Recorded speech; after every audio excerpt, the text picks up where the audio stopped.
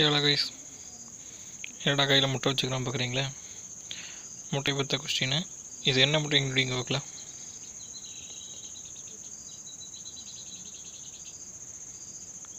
நானே சொல்லிடுறேன். இது நாட்டுக்கோழி முட்டை, அதாவது சிறுவிடை கோழி முட்டை.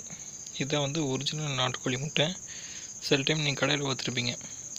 இந்த கலரில் இல்லாமல், இந்த ஒயிட் கலரில் இல்லாமல், லைட் ஒயிட்டில் இல்லாமல், லைட் ப்ரௌன் கலரில் இருக்கிற முட்டையை நாட்டுக்கோழி முட்டை அப்படின்னு சொல்லி விற்றுருப்பாங்க. நீங்கள் கூட பார்த்துருப்பீங்க. ஆக்சுவலாக அது நாட்டுக்கோழி முட்டையில், அது என்ன கோழி முட்டைனா, அது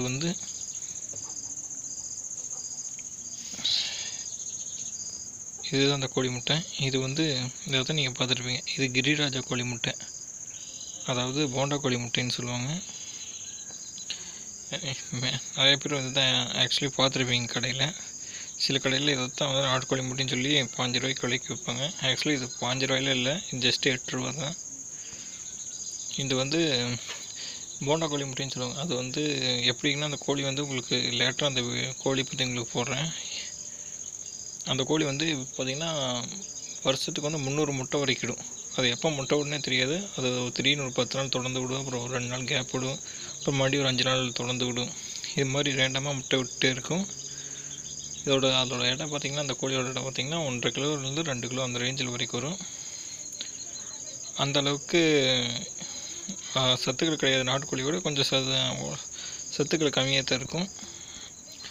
நானே இந்த முட்டையை போட்டு நிறைய டைம் ஏமாந்துருக்கேன். சின்ன வயசில் பார்த்திங்கன்னா இதுதான் நாட்டுக்கோழி முட்டைன்னு சொல்லி வாங்கியிருக்கேன். அப்புறம் பார்த்திங்கன்னா நாட்டுக்கோழி முட்டை இல்லை, போண்டா கோழி முட்டைன்னு லேட்டராக தான் எனக்கு தெரிஞ்சிச்சு.